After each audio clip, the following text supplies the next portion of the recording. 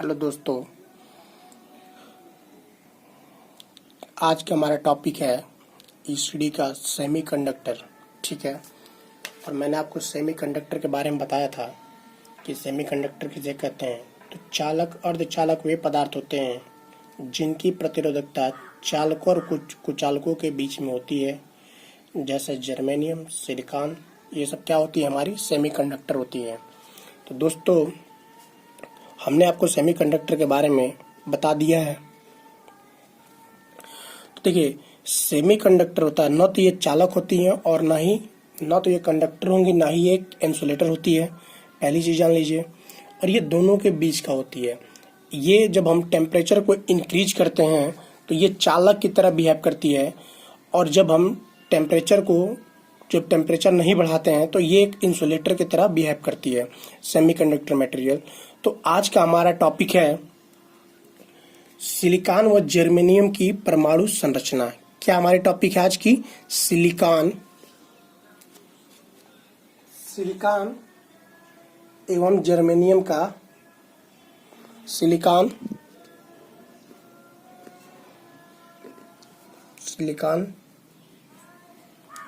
एवं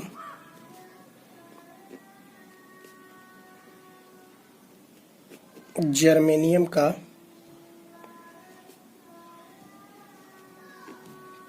परमाणु संरचना। ठीक है। देखिए, हमने आपको एनर्जी बैंड डायग्राम के भी बारे में बता दिया था कि कंडक्टर का एनर्जी बैंड डायग्राम क्या होता है। इंसुलेटर के एनर्जी बैंड डायग्राम के बारे में बता दिया था। सेमीकंडक्टर के एनर्जी बैंड डायग्राम के बारे में बता दिया था। आज हम किसके बारे में पढ़ेंगे? स्ट्रक्चर ऑफ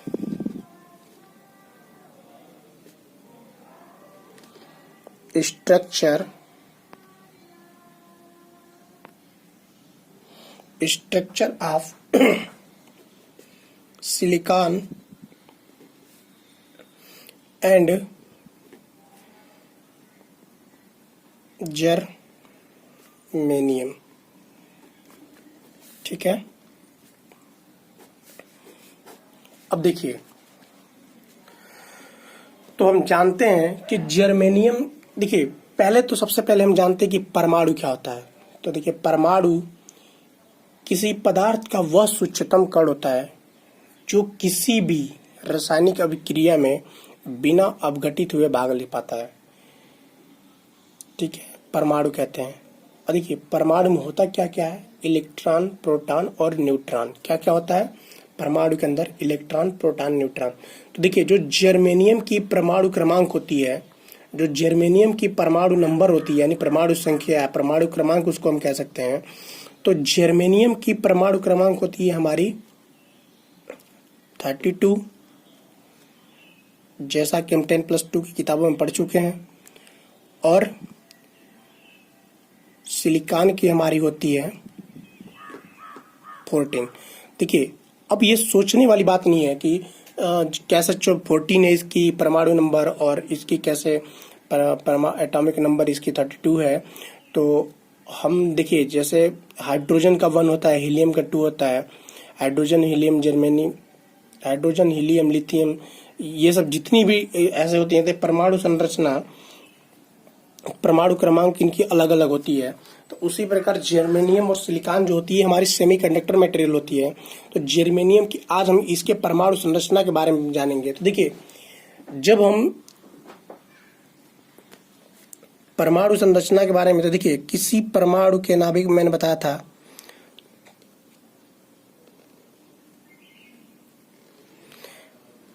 देखिए, जब हम एटॉमिक स्ट्रक्चर बनाते हैं तो हम उसको परमाणु कक्षक में 2, 8, 18, 8 फिर 2 के फॉर्म में रखते हैं। किसमें? एटॉमिक ऑर्बिट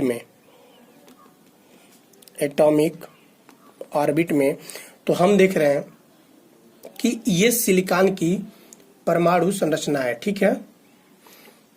सिलिकॉन की परमाणु क्रमांक कितनी होती है? 14। तो हम देख रहे हैं कि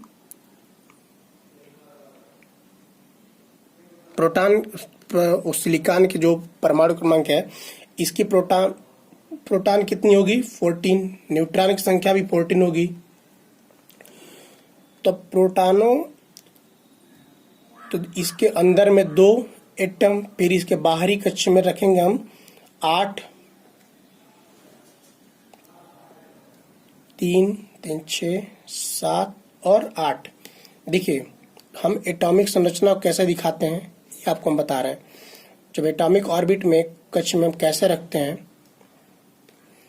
तो देखिए फिर कितने हुए 2 और 8। अब कितने बच्चे, सिलिकॉन की जो है परमाणु क्रमांक वो कितनी है 14, तो कितने बच्चे 4।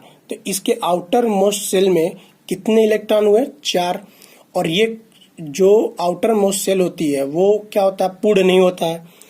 जब पूर्ण नहीं होगी तो देखिए अब जर्मेनियम परमाणु के, सॉरी सिलिकॉन परमाणु के जो 14 इलेक्ट्रॉन होते हैं, इसके बाहरी कक्ष में 4 इलेक्ट्रॉन्स हैं। तो एक शुद्ध जर्मेनियम क्रिस्टल, सॉरी एक शुद्ध, पहले आप दोनों की परमाणु संरचना देख लीजिए, जर्मेनियम की और सिलिकॉन की। देखिए अब हम, ये तो हमारी सिलिकॉन की है परमाणु संरचना, सिलिकॉन की परमाणु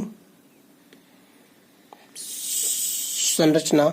अब हम देखते हैं किसकी, जर्मेनियम की।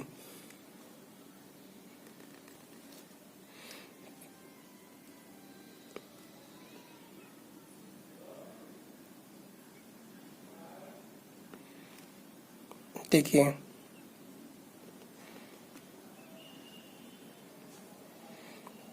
कितनी होती है, तो हम ऑर्बिट के अनुसार रखेंगे 2 8 18, कितनी हो गई 28, होती कितनी है 32, फिर ये 4 32। तो इसके आउटर मोस्ट सेल में भी 4 इलेक्ट्रॉन्स हैं। तो बाह्य कक्षक जो होती है पूर्ण होने के लिए कम से कम 8 इलेक्ट्रॉन चाहिए।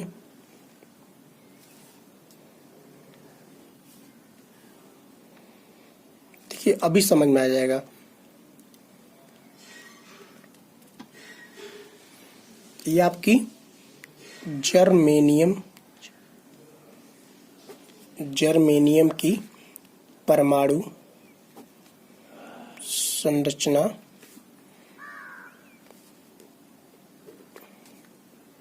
फिगर ए, फिगर बी के माध्यम से समझते हैं। देखिए इसके अंदर से बाहर की तरफ जब हम इलेक्ट्रॉन को रखते हैं तो ये किस फॉर्म में होते हैं, 2 8 18 14 के फॉर्म में।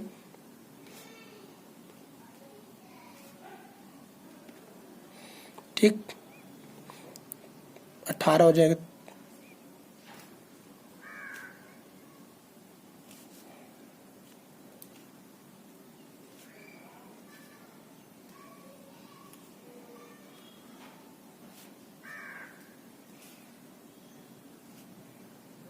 ठीक है 18। अब इसके बाहरी कक्ष में भी कितने हैं 4। अब देखिए समझने वाली बात क्या है इसमें, ध्यान से देखिए।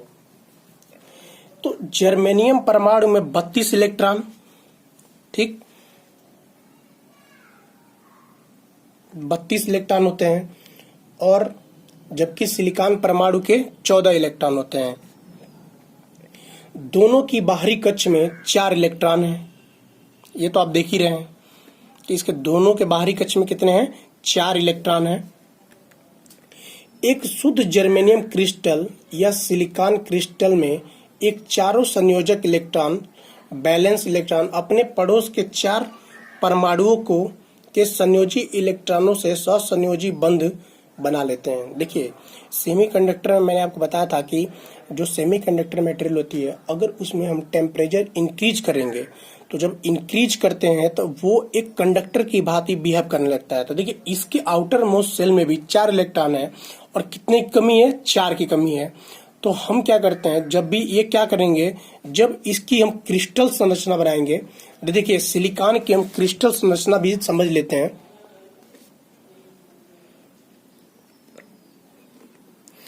तो जो इसके बाहर देखिए क्रिस्टल के चारों सहसंयोजक इलेक्ट्रॉन जो होते हैं, जो आउटर मोस्ट सेल्स के होते हैं, अपने पड़ोस के 4 परमाणुओं के संयोजी इलेक्ट्रॉनों यानी बैलेंस इलेक्ट्रॉन से संयोजी बंध बना लेते हैं। किससे बना लेते हैं? बैलेंस इलेक्ट्रॉन से सहसंयोजी बंध बना लेते हैं, यानी कि कोवैलेंट बंध बना लेते हैं।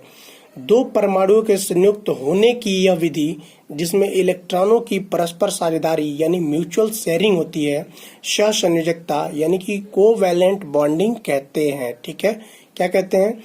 देखिए, सहसंयोजकता किसे कहते हैं ये समझ लीजिए।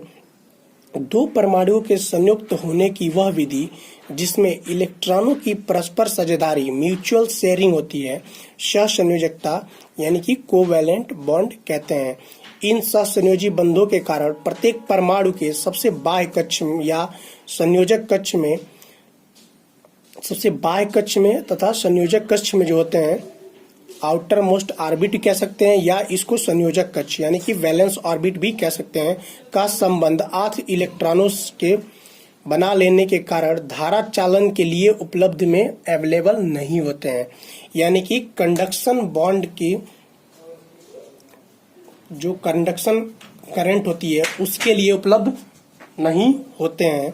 अतः परम शून्य ताप पर जर्मेनियम एवं सिलिकॉन कुचालक की भांति बिहेव करते हैं। देखिए, जब हमने आपसे बताया था कि जो जर्मेनियम होती है और सिलिकॉन ये सेमीकंडक्टर है, और सेमीकंडक्टर जो होते हैं वो न तो चालक होते हैं और ना ही कुचालक होते हैं। तो जब ये परम शून्य ताप पर होते हैं तो ये कुचालक की भांति व्यवहार करते हैं, और जब इसमें टेम्परेचर हम थोड़ी इंक्रीज करते हैं तो ये क्या करते हैं? मैंने आपको जो एनर्जी बैंड डायग्राम बना के बताया था। तो देखिए, सिलिकॉन की हम थोड़ा सा देख लेते हैं कि सिलिकॉन की जो क्रिस्टल स्ट्रक्चर है वो किस प्रकार की होती है। तो देखिए,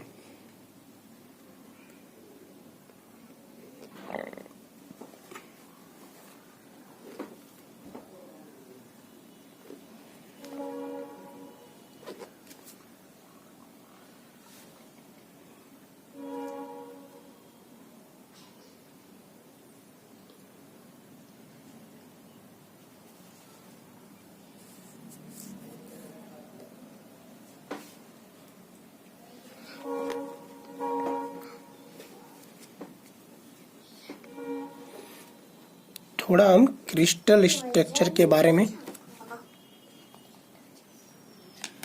क्रिस्टल स्ट्रक्चर के बारे में समझते हैं।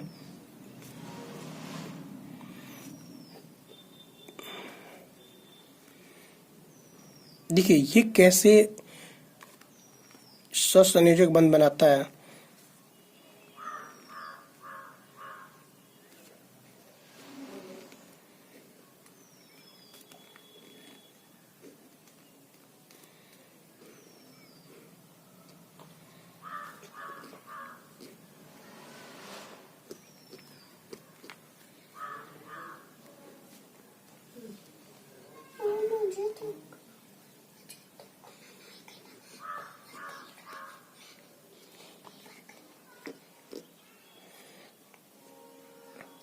देखिए,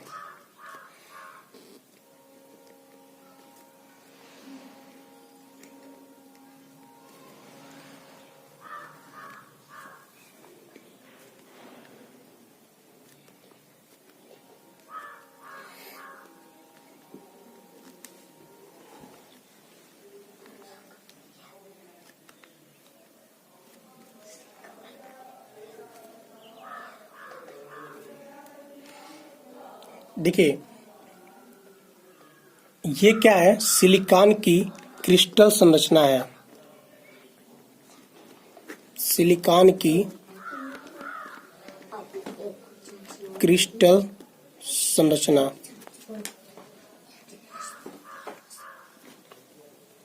क्रिस्टल संरचना है किसकी है? सिलिकॉन की। सिलिकॉन की क्रिस्टल संरचना है। तो मैंने आपसे बताया था, देखिए, सहसंयोजक बांध बनाने क्या मतलब था? 2 परमाणु के संयुक्त होने की वजह से होने की वह विधि जिसमें इलेक्ट्रॉनों की परस्पर साझेदारी यानी कि इलेक्ट्रॉन का म्यूचुअल शेयरिंग जो होती है वो सहसंयोजकता कहलाती है, यानी कोवैलेंट बॉन्ड कहते हैं। ये मैंने आपको बता दिया था। देखिए, क्रिस्टल ये क्या है, सिलिकॉन की क्रिस्टल संरचना है। अब देखिए, जो सिलिकॉन होते हैं इसके कई एटम्स जब आपस में मिलते हैं तो देखिए इस प्रकार से सहसंयोजक बंध बनाते हैं ये, ठीक है। तो जो इसने कहा था कि जो इसके आउटर मोस्ट सेल्स के ऑर्बिट होते हैं, यानी कि जो क्रिस्टल के चारों सहसंयोजक इलेक्ट्रॉन होते हैं वो अपने पड़ोस के अपने पड़ोस के चार परमाणुओं के सहसंयोजक इलेक्ट्रॉन यानी बैलेंस इलेक्ट्रॉन से सहसंयोजक बंध बना लेते हैं। देखिए इसके चार ही दिखाएंगे हम, क्योंकि इसके आउटर मोस्ट सेल में चार होते हैं। तो ये जब कई के सिलिकॉन मटेरियल मिलते हैं तो उसके अपन आपस में क्या करते हैं, ये सहसंयोजक बंध बना लेते हैं, ठीक है। तो ये हमारी सिलिकॉन एवं जर्मेनियम की परमाणु संरचना हो गई, ठीक है। तो हम structure of silicon and germanium देख लिए। अब हम देखते atomic structure of silicon and germanium. अब हमारा अगला टॉपिक है, अब हम थोड़ा जानेंगे isolated atom, electron energy of isolated atom के बारे में। अगले टॉपिक में हम देखते हैं